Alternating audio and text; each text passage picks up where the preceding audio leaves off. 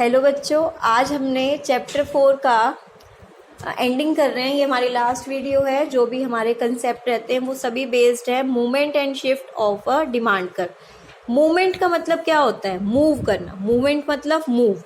Movement का मतलब हम सिर्फ मूव से लेंगे, move up and down, move up and down.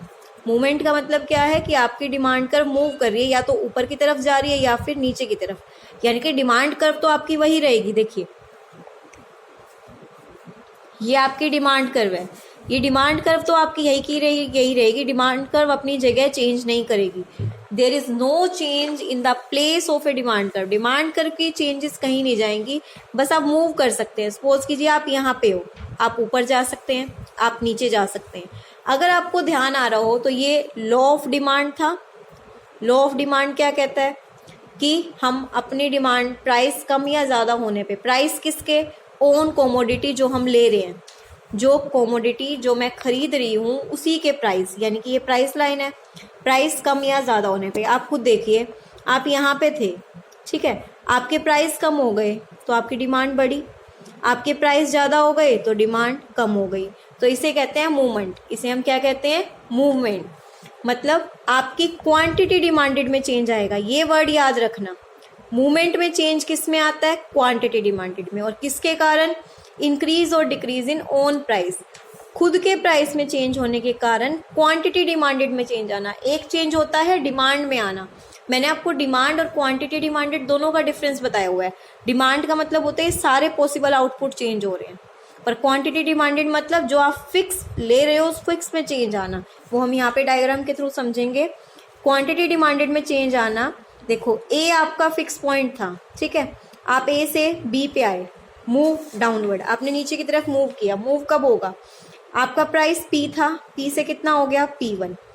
Price कम होने से जब मैं इस प्राइस पे आई तो आप डिमांड की लाइन पे जाओ। डिमांड ए से कहाँ गई? बी, मूव करी नीचे की तरफ, डिमांड बढ़ गई।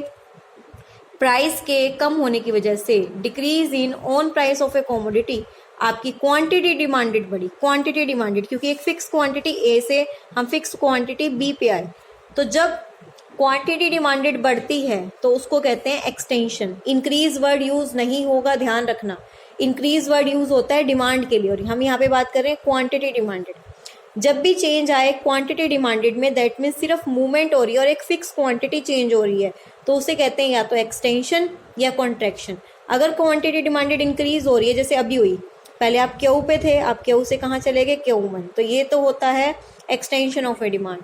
इसका अपोजिट कॉन्ट्रैक्शन, प्राइस बढ़े, प्राइस के बढ़ने से मैं ए से सी पॉइंट पे आ गई। जब मैं नीचे डिमांड लाइन पे आई तो मेरी क्वांटिटी क्यू से कितनी हो गई? पहले यहाँ पे क्यू थी, क्यू से Q2, यानी कि क्वांटिटी डिमांडेड क्या हो रही है? कम।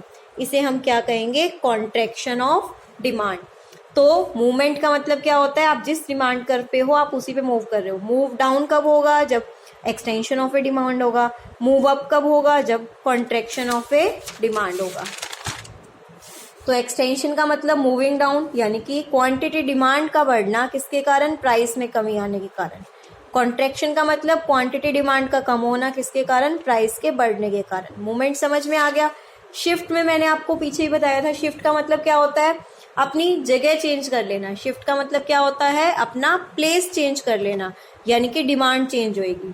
क्योंकि ये आपकी डिमांड है, ये आपकी डिमांड है। अब प्लेस चेंज होगा, या तो ये डिमांड ऊपर चली जाएगी या ये डिमांड नीचे, अपनी जगह ही चेंज कर लेगी, शिफ्ट कर जाएगी, या तो ऊपर या फिर नीचे।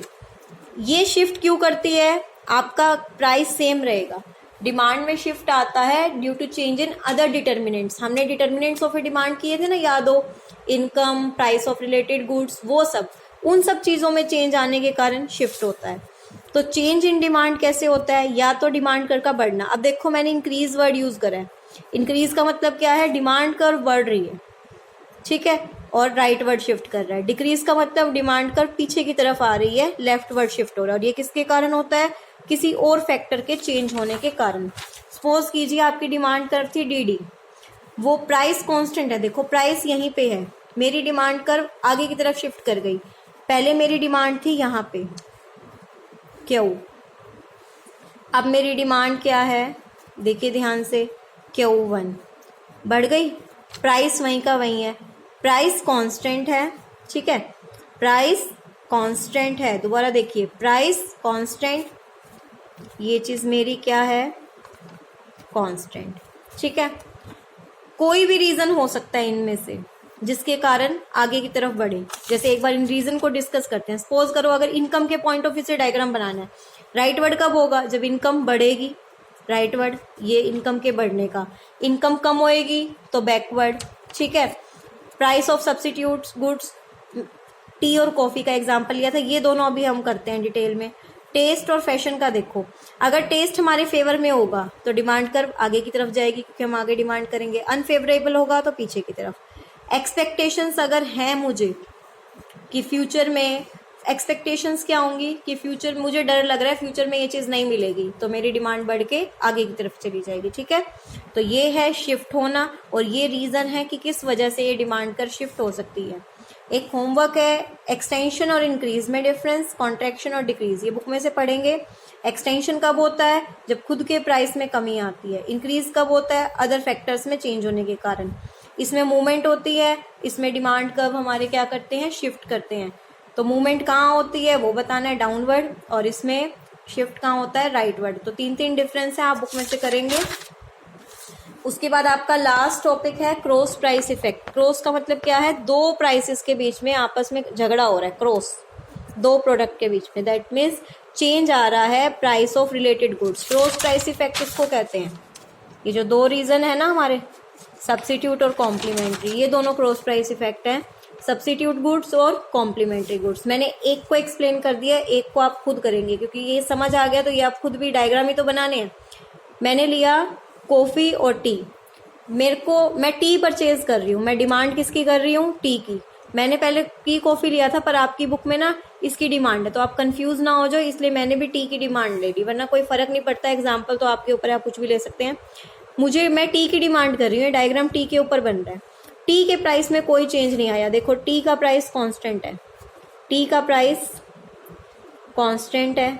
मैंने क्या कहा, ये शिफ्ट वाले जितने भी डायग्राम बनेंगे प्राइस कांस्टेंट रहेगा। अब कॉफ़ी का प्राइस बढ़ गया, कॉफ़ी के प्राइस बढ़ने से लोग टी ज़्यादा पियेंगे तो टी की डिमांड बढ़ गई। कॉफ़ी का प्राइस कम हो गया तो टी की डिमांड भी कम हो गई, क्योंकि लोग कॉफ़ी पीना शुरू कर देंगे। जिस तरह से मैंने सब्स्टिट्यूट के दोनों डायग्राम बनाए हैं, आप कॉम्प्लीमेंट्री के बनाओगे। हमारा खुद का प्राइस क्या रहेगा, कांस्टेंट। इसका जो कार का प्राइस है उसको हमें क्या रखना है, कांस्टेंट। चेंज किस में आएगा, इसमें चेंज किसके प्राइस में आएगा, पेट्रोल के। अगर पेट्रोल का प्राइस बढ़ेगा तो इसमें डायग्राम कैसे बनेगा, बैकवर्ड वाला, क्योंकि डिमांड कम होएगी। और पेट्रोल का प्राइस कम होगा तो इसका डायग्राम कैसे बनेगा, आगे वाला। तो ये डायग्राम आप खुद बनाएंगे, इसी तरह से दो डायग्राम बनेंगे, ध्यान रखना। प्लस आपकी बुक में इसके बाद डायग्राम दिए हुए हैं इनकम और टेस्ट के। मैंने अभी आपको इनकम और टेस्ट समझाया ना, ऐसे ही दो डायग्राम बनने हैं इनकम और टेस्ट में। कब राइटवर्ड होगा और कब लेफ्टवर्ड होगा, दिमाग लगाइए, क्योंकि कब चेंज होने पे क्या होगा, हमने डिटर्मिनेंट्स में ये डिटेल में पढ़े हुए हैं। तो डायग्राम बनाना आपको पता चल गया कि कैसे बनते हैं, जब बढ़ रहा हो तो राइटवर्ड, जब कम हो रहा हो तो बैकवर्ड। तो ये चैप्टर कंप्लीट हो गया है, ये होमवर्क आपको दे दिया गया है। अब 2 दिन में आपको ये टॉपिक कवर करना है और फिर हम अपना नेक्स्ट चैप्टर स्टार्ट करेंगे, जो कि इसी से रिलेटेड है, और इसके न्यूमेरिकल कि किस तरह से हम डिमांड को कैलकुलेट करते हैं।